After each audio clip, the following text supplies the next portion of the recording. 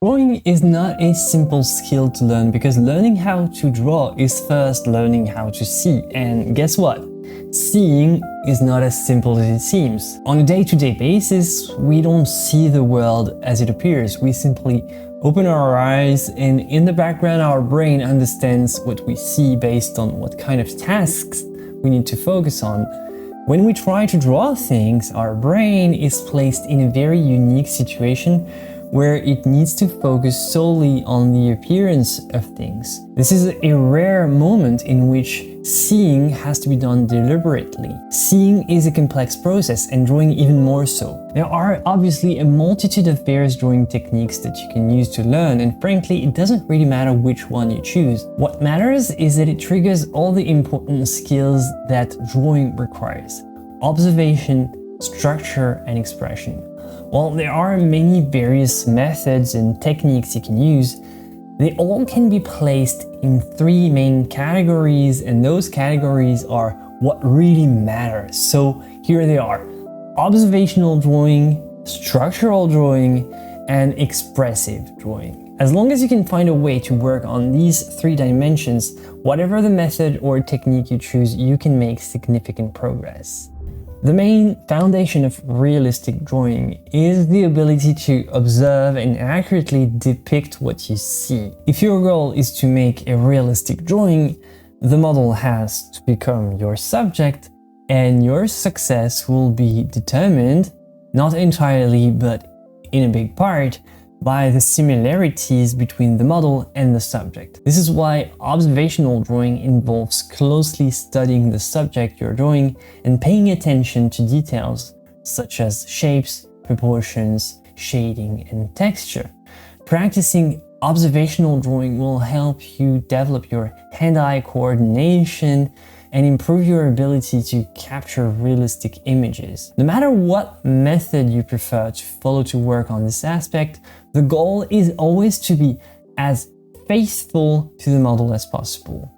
And the methods are numerous. You can do practice copy exercises where you train by reproducing small models intended as training material. Or you can try master copy, which is what I'm doing in this demonstration that I did live with this Raphael head study. In this category, the sight size method is one of the main ways to improve your observational skills.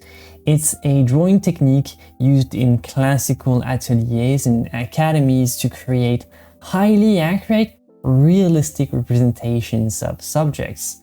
This method places a very strong emphasis on careful observation and the development of specific drawing skills. I've already covered it in technical details in this video here, so you can check it out if you are interested. In my opinion, for this very aspect of drawing, and for this one only, the sight size is the very best method. It's not the only one you'll need, as we'll see later, but for observational skills, it's a method that's very hard to beat. It teaches observational skills.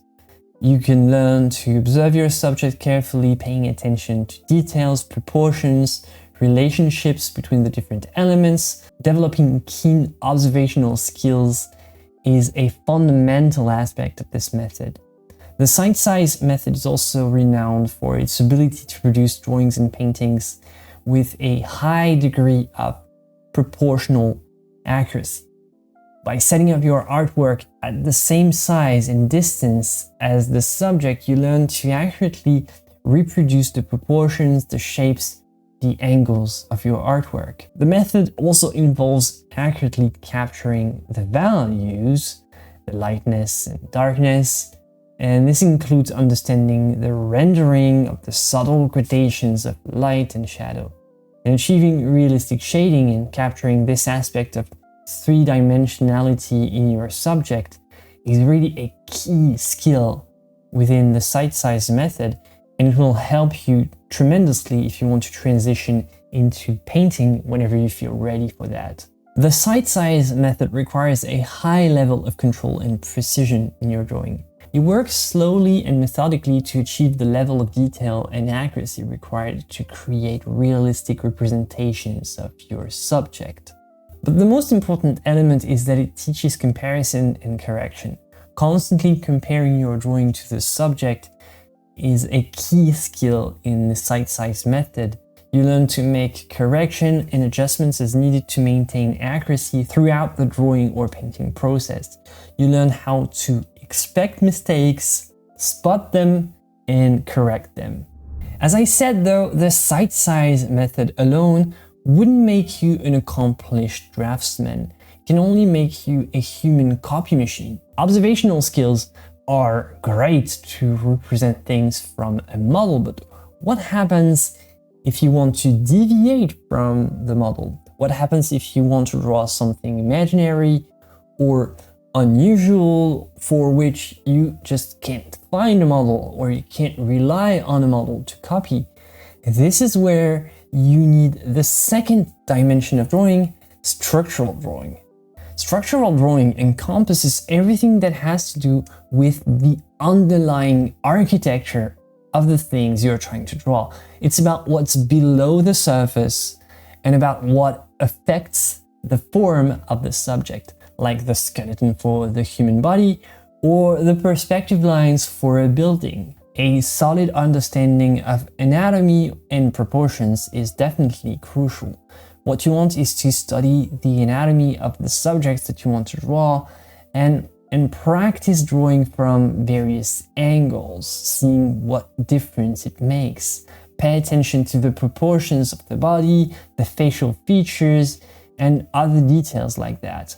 This knowledge will help you create realistic and accurate representations of living things without the need to always have a model to copy from. Obviously, perspective is also an essential set of skills to possess. Perspective is essential for creating depth and dimension in your drawings whenever you're drawing a building, a city, or any type of human artificially made object. It helps you understand how objects and scene appear from different viewpoints and how to accurately depict them on a two-dimensional surface to make it feel like it's 3D. In my experience, I found one method in particular is great for structured drawing. It's the Loomis method, named after renowned American illustrator Andrew Loomis. I studied this one during a live stream as well. I made an entire episode of Learning from the Masters based on this Loomis method. What I love about it is that it encompasses a wide range of skills and principles that can help you be creative and draw from your ideas first, and then check with a model next. So basically, you first use the method to place the figures as you want them, and then you eventually check with a real-life model, with a real-life example. It's great for composition. It's one of the techniques that I use the most often when I sketch out a composition in my sketchbook. The Loomis method emphasizes the importance of understanding and mastering proportions. It teaches you how to break down complex subjects into basic geometric shapes and establish correct proportions when drawing the human figure, faces, and other objects. It also has a great section on anatomy. It covers the skeletal structure, muscle groups, and how they relate to the external appearance of the body, which is the most important thing. Understanding anatomy is crucial for creating realistic and accurate depictions of the human form, and you can find what you need to get started in this book.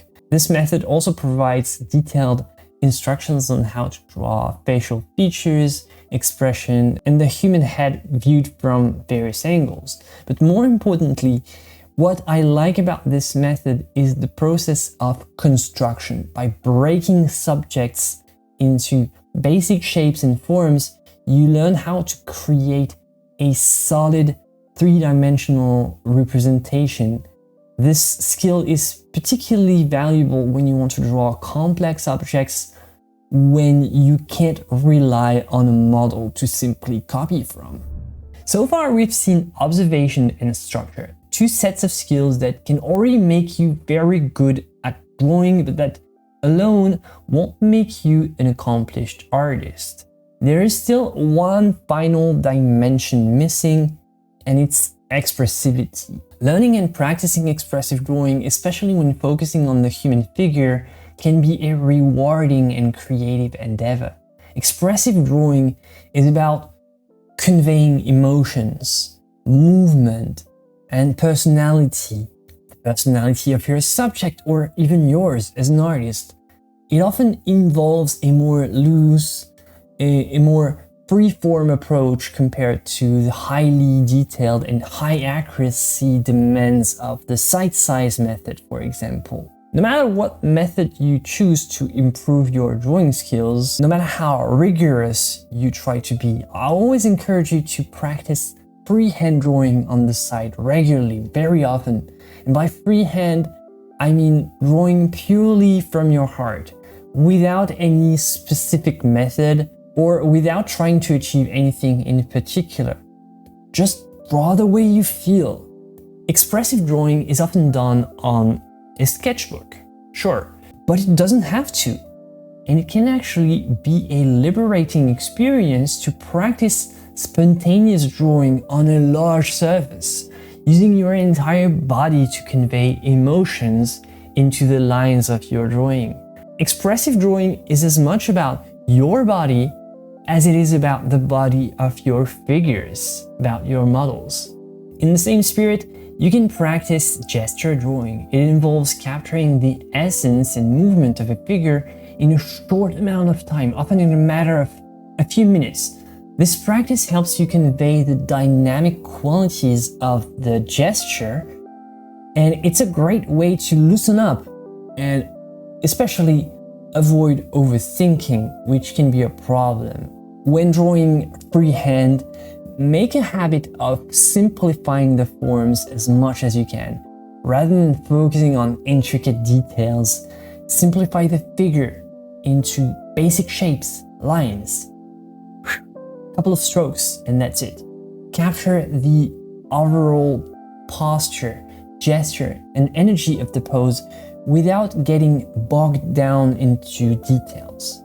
Loosen up and allow your hand to dictate what it wants. Forget about all the methodology. Utilize different line weights and styles to convey emotions, movement. You want bold, confident lines that can express strength and energy, and also delicate, fluid lines that can convey grace and fragility.